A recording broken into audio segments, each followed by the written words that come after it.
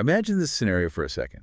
You're walking up to a subway turnstile, you tap your transit card, you pay your hard-earned fare, you just walk right through. Right, makes sense. But right on the other side, there's another transit official standing there. They hold out their hand, look you dead in the eye, and demand the exact same fare for the exact same turnstile you just walked through. Oh, wow. Yeah, he'd be furious. Exactly. It goes against every basic instinct of fairness we have. I mean, nobody wants to pay twice for the same thing. No, of course not. It's essentially an invisible double toll. And it is incredibly frustrating for people because, well, it feels like a punitive fine for simply participating in a globalized economy.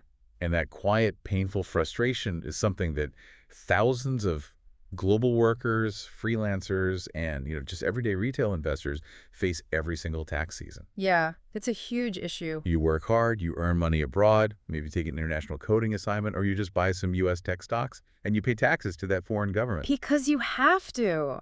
Right. Then you come home, you file your Indian return, and the income tax department is standing right there, holding out its hand for a cut of that exact same money. It feels unfair because fundamentally, it violates the basic economic principle that a single rupee of income should only be taxed once. Yes, exactly. But the silver lining here is that the law actually agrees with you. The Global Tax Code recognizes this inequity, and it provides a very specific structural remedy. Okay, so there's a fix. There is. The catch is that you have to know how to navigate a very complex labyrinth to actually claim it. And that is exactly our mission today. We are doing a deep dive into a highly practical guide written by CA Priya Bhavesh Shah, all about the foreign tax credit, or FTC. It's a great piece of research. It really is. And the goal for you, listening right now, is simple. Stop paying tax twice, and stop leaving your hard-earned wealth on the table. Absolutely. We aren't treating this like a dry accounting lecture either. Think of this as a treasure map to reclaiming lost wealth. Okay, let's unpack this from the foundation. Why is India taxing money that was generated in Germany or the U.S. or Singapore in the first place? So to understand the how of getting your money back, we have to establish the why of the tax net. It all comes down to a foundational concept called tax residency. Right. India, like many nations, operates on a system where it taxes its residents on their global income. It simply does not matter where the economic activity occurred. Right, really? Anywhere at all? Anywhere. If you qualify as a resident and ordinarily residence in India, which is usually based on, the number of days you physically spend in the country, your entire global wealth generation is subject to Indian tax laws. So the foreign country grabs its cut first because the economic activity happened on their soil. But India claims it because I live here and use Indian infrastructure. Just to clarify, because we have a diverse audience, this global tax net is specifically for residents, correct? Yeah. I mean, non-resident Indians or NRIs are in a different category entirely. That is a vital distinction. NRIs are generally only taxed on their India-sourced income. Okay, so they're safe from this specific net. Yeah. So if an NRI is living in Dubai and earning a salary there, India has no claim to that Dubai salary. The double taxation dilemma we are dissecting today is exclusively for residents of India who have foreign income streams. And those streams can literally be anything, right? Like a dividend from Apple stock, freelance design work for a client in London, or even a fixed deposit you left behind in a Singaporean bank after moving back to Mumbai. Any income whatsoever, because the country where that income was generated, the source country, has the first right to tax it, so they deduct their share before the money even hits your checking account. Right, they take it right off the top. Exactly. Then India looks at your residency status and says, well, we need our share too. Without a relief mechanism, you are caught in the crossfire of two sovereign nations claiming the exact same slice of pie. See, I still struggle with the underlying fairness of this setup. It's like paying a hefty toll to drive on a foreign highway, and then your home country sends you a bill for driving on that exact same stretch of road. Even though they didn't pave it. Exactly. Why should the home country get a say at all when they provided zero infrastructure for that specific income? Well, what's fascinating here is that governments actually acknowledge your highway analogy. Oh, they do? Yeah. Decades ago, as international trade expanded, nations realized that if they double taxed everything, cross-border commerce would just grind to a halt. Yeah, nobody would take foreign assignments. Right. Nobody would invest in foreign markets either. The friction would be way too high.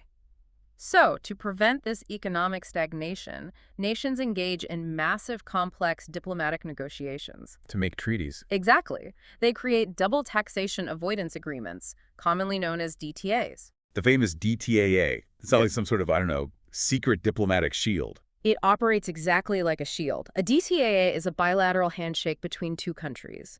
India currently has these agreements with over 90 nations. Over 90. That's a lot. It is. The treaty explicitly dictates which country gets to tax what specific type of income and at what maximum rate. Okay, so how do I actually use that shield? The mechanism you use to enforce this international treaty on your personal tax return is the foreign tax credit. You are formally telling the Indian government, look, under our treaty, I already paid the toll on the foreign highway. And here's the receipt. Exactly. Here is the verifiable receipt. Please credit my domestic tax account. But the global economy is huge. I imagine there are plenty of emerging markets or small nations where India doesn't have a DTAA. There are a few, sure. So if the whole system relies on that diplomatic handshake, does the system just break down entirely if you do business in one of those non-treaty countries? No, the system actually anticipates that. If you earn income in a country without a DTAA, Indian domestic law steps in with Section 91 of the Income Tax Act. Section 91, okay. Think of it as a unilateral relief net. India basically says, even though we don't have a formal handshake with this specific country, we are not going to punish our own citizens. Oh, that's actually surprisingly fair. Yeah, they say, we will unilaterally give you a credit for the taxes you paid there to keep things equitable. But here is the critical part. Hit me. Whether you rely on a DTAA or Section 91, the procedural rules to claim that FTC are identical, and they are completely unforgiving. Which brings us to the rule book for wielding this shield. Yeah. Because you can't just, like, write a sticky note on your tax return saying, hey guys, already paid, we're good. Right. No sticky notes allowed. So in 2016, the government introduced a major structural change, right? Rule 128. Yes, Rule 128 of the income tax rules. It completely digitized and standardized the entire process. But what was it like before that? Well, before 2016, claiming an FTC was somewhat ambiguous. It relied heavily on the discretion of individual tax assessing officers. Oh, so it depended on who processed your file. Exactly. Rule 128 replaced that discretion with a very strict, very clear mathematical framework. But because it is so rigid, it trips up taxpayers who assume their intent matters more than procedure. Okay, let's walk through this framework. Rule number 1. Credit is strictly limited to the Indian tax rate on that specific income. Correct. Wait, so if I pay 30% tax in Germany, but that income would only be taxed at 20% in India, I just lose that extra 10%. I can't carry it forward. That 10% is permanently gone. Ouch. Yeah, it cannot be carried forward, and it cannot be used to offset Indian taxes on other local income. That really stings. If the goal is fairness, why doesn't India just credit the full amount I paid? Because while India is willing to prevent double taxation, the Treasury is not going to subsidize a foreign country's higher tax rates. Oh, I see. The logic is straightforward. India says our sovereign tax on this income is 20%. Since you already gave 30% to Germany, your Indian liability drops to zero. But they won't cut me a check for the difference. No, they are not going to issue you a refund out of their own pockets for the extra 10% you paid to a foreign government. The FTC is strictly a credit to offset Indian liability. It is never a refund mechanism for foreign taxes. Okay, the math makes sense when you frame it around the Treasury's liability. Rule number 2 in the source material calls this the golden ticket. It's a big one. You absolutely, non-negotiably must file Form 67. And you can't just attach it as an afterthought to your return. It has to be filed as a separate standalone form on the e-filing portal before or on the ITR due date. This is where the vast majority of taxpayers fail. They meticulously fill out all the foreign income schedules in their main ITR, they show the foreign tax paid, but they skip Form 67. And what happens then? The tax department's automated processing algorithm explicitly looks for that separate form. If it's missing, your entire FTC claim is automatically disallowed. Automatically. Wow. It's like filing a massive insurance claim after a car crash, but forgetting to attach the police report. That's a great way to put it. The insurance company can see your car is totaled, they know the crash happened, but their internal system physically will not let them cut the check without that specific piece of paper. Exactly right. Okay, so rule number 3, mandatory supporting documents. You need a tax residency certificate, a TRC, and actual proof of payment. Yes. The Indian government needs Verifiable third-party proof that the foreign country recognized you as a taxpayer and that the money actually cleared and went into their treasury. So like a foreign Form 16. Pretty much. An overseas equivalent of a Form 16 or a bank-certified deduction statement. And rule number 4, income head matching. This is all about categorization. The Indian tax system buckets income into specific heads. So you have salary, house property, capital gains, business, and other sources. Okay. When you claim an FTC, the credit must be mathematically applied against the exact same head of income where it was taxed. So no mixing and matching. No. You cannot take the tax you paid on foreign stock dividends and use it to offset the Indian tax you owe on your domestic salary. Dividends go under income from other sources. If you cross-contaminate the categories, the algorithm rejects the calculation. Man, it's easy to look at these rigid rules and think, sure, I'll just follow the instructions. But the friction happens when these clinical rules meet messy human reality. Oh, absolutely. Take a standard tech deputation, for instance.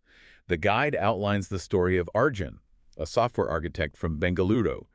His company sends him to the Netherlands for an 8-month project. A completely standard scenario in the IT sector. Very standard. Arjun is getting paid, and the Dutch government is deducting income tax at the source. He comes back to India. Because he was here long enough to remain a resident, his global income, including that Dutch salary, is taxable in India. Right. But Arjun does his homework. He gets his Dutch tax payment certificate. He files Form 67 before the deadline. He categorizes the income correctly. He seemingly did everything right. The devil is always in the details. And in Arjun's case, the detail that blew up his return was the foreign exchange rate. The exchange rate trap. Yeah. Arjun's CA apparently used an average annual exchange rate to convert his Dutch euros to Indian rupees. But Rule 128 is terrifyingly specific. Extremely specific. You have to use the SBI State Bank of India telegraphic transfer buying rate. And not just from any random day. It has to be the rate from the last day of the month preceding the month the tax was deducted. That's the rule. Why not just an annual average? Tracking historical daily bank rates from a specific preceding month seems like an insane burden on the taxpayer. It feels burdensome, sure, but look at it from the perspective of a system processing millions of returns. Okay. Imagine if taxpayers could just cherry-pick the exchange rate from whatever day during the year gave them the most favorable conversion. It would be an auditing nightmare. Oh, people would definitely game the system. Exactly. The government requires a single, standardized, undeniable metric to feed into their algorithms. So they decree, if the Dutch tax was deducted in October, you must use the SBITT buying rate precisely as it stood on September 30th. And if you don't? If you use an average rate, your converted rupee numbers will not match the tax department's automated calculations, and your claim is instantly flagged for scrutiny. Unbelievable. So you are literally hunting down historical currency fluctuations just to make sure the algorithm doesn't reject your math. Pretty much, yeah. Well, let's look at the second real-world scenario, which I think applies to an even broader group of people. Priya, the retail investor. Right, Priya's case is very common. She lives in Delhi, works in marketing, and periodically buys U.S. stocks. She gets a modest dividend payout of $480. A very standard entry point into foreign markets for a lot of people. Right. Now, the U.S. government withholds 25% of that as a dividend tax. So they physically take $120, and Priya receives $360 in her brokerage account. Okay, following the math. Come tax time in India, Priya does what seems logical. She declares the gross $480 as income, and then she claims an FTC for the full $120 that the U.S. withheld. But she falls right into a completely different trap. She gets caught in the DTAA limitation trap. Tell me about that. Under the specific India-U.S. treaty, the maximum rate the U.S. is allowed to withhold on dividends for an Indian resident is 15%, not 25%. Wait, hang on. If the diplomatic treaty explicitly says 15%, how does the U.S. broker just reach in and take 25%? Good question. Don't they have her Indian address on file when she opened the trading account? They do, but having an Indian address is not the same as proving legal tax treaty eligibility. Really? Really. If we connect this to the bigger picture, this highlights a crucial, often misunderstood principle of international tax law. Treaty rates override domestic withholding rates, but the burden of enforcing that treaty rate falls entirely on the taxpayer. So the broker just doesn't care. The U.S. broker's automated system just applies the default 25% U.S. domestic withholding rate to foreign accounts. It was Priya's legal responsibility to submit a specific document called a W-8BEN form to her U.S. broker before the dividend was paid. Oh, I've heard of that form. Yeah, that form proves she is an Indian resident entitled to the lower 15% treaty rate. So, because she didn't file that form, the broker overcharged her. And the Indian government looks at her return and says, we don't care that the U.S. physically took 25% from you. Right. According to our treaty, you are only obligated to pay 15%. So we are capping your credit at 15%. Exactly. India will not subsidize Priya's failure to claim her treaty benefits. Here's where it gets really interesting, though. Go on. Her extra 10%, that extra money she genuinely paid out of pocket, is not creditable in India. To get that money back, she has to navigate the IRS portal and beg the U.S. government for a refund. Yep, it's a massive headache. What an absolute nightmare. Priya and Arjun's stories show how easy it is to trip up. And when you look at the wider landscape of tax filings detailed in the source material, there is actually a clear pattern to these failures. Definitely a pattern. The system practically invites taxpayers to make a few very specific fatal errors. Let's look at the 7 common mistakes from the guide, starting with what feels like a massive cognitive illusion: the difference between net and gross income. The net versus gross illusion is arguably the most common psychological trap. Because you only see what hits your bank account. Exactly. Humans only see the net deposit. In Priya's case, she only received $360. Her instinct is to declare $360 as her income. Makes total sense logically. But Indian tax law taxes your gross earnings before any deductions. You earned $480, the $120 wasn't lost money, it was a tax payment made on your behalf. Right. If you declare $360, but then try to claim a $120 tax credit, the algorithm instantly flags you because you are asking for a credit on income that technically doesn't exist on your return. The math doesn't reconcile. So that's the illusion of income. Then we have what I'd call procedural fatalism, the timing traps. Filing Form 67 late, or just not filing it at all. Yeah, the deadline for Form 67 mirrors your main ITR due date, which is usually July 31st, or October 31st for some cases. Right. Taxpayers often think, well, my core tax return is perfectly accurate, so if the supplemental form is a few days late, it's fine. I would probably think that too. Most do. But it is not fine. If you file Form 67 on August 1st, even if your tax logic is flawless and you have every receipt, the claim can be denied purely on procedural grounds. Wow. The system treats late filing as equivalent to non-filing. Then there is the evidentiary burden. Missing the correct source documents. People think a monthly brokerage statement showing a deduction is enough, right? A monthly statement is just a corporate ledger. The tax department requires official government forms. Like what? If you have U.S. income, you need the 1042-S form from your broker, which is the official document proving the U.S. government actually received the funds. Without the official paper trail, the credit is disallowed. And the final thematic mistake is claiming more credit than the cap allows, like Priya did, and, well, simply ignorance. Taxpayers double paying because they had no idea the FTC framework existed. That's the saddest one. Over 5 or 10 years, that adds up to a massive, entirely avoidable drain on your personal wealth. It's essentially a voluntary donation to the Indian tax department. Literally. So even if you escape the gross net illusion and you nail the historical currency conversion and you have your official documents, you still have to face the alphabet soup on the actual tax return. Oh yes, the schedules. The guide stresses 3 mandatory schedules: Schedule FSI, Schedule TR, and Schedule FA. To a layperson, it sounds like they're asking for the exact same information 3 different times. It feels deeply redundant, sure, but each schedule serves a distinct algorithmic purpose for the tax department. Break it down for me. Schedule FSI, which stands for Foreign Source Income, is the landscape. It requires you to declare your foreign income broken down country by country, showing exactly where your money was generated. Okay, got it. Schedule TR, for tax relief, is the mathematical calculation. This is where you actually claim the credit, link it to the specific DTAA article, and apply the Rule 128 cap. Let's pause on that third one. Schedule FA foreign assets. Because this seems fundamentally different. It is very different. If I miss the dividend in Schedule FSI, I lose my tax credit. But what happens if I correctly claim the dividend, but I forget to list the underlying Apple stock in Schedule FA? The stakes escalate dramatically. Schedule FA is not about tracking income. It is about tracking wealth. Meaning? It requires you to disclose every foreign bank account, every foreign equity, every foreign financial interest you hold, regardless of whether it generated income that year or not. And the source material points out that failing to fill out Schedule FA triggers penalties under the Black Money Act, a law that sounds like it was designed to catch oligarchs hiding millions in Swiss bank accounts. Yeah. Are they really using that on retail investors? They are, because algorithmic matching doesn't distinguish between an oligarch and a marketing executive making a clerical error. That's terrifying. The government is highly paranoid about capital flight and hidden offshore wealth.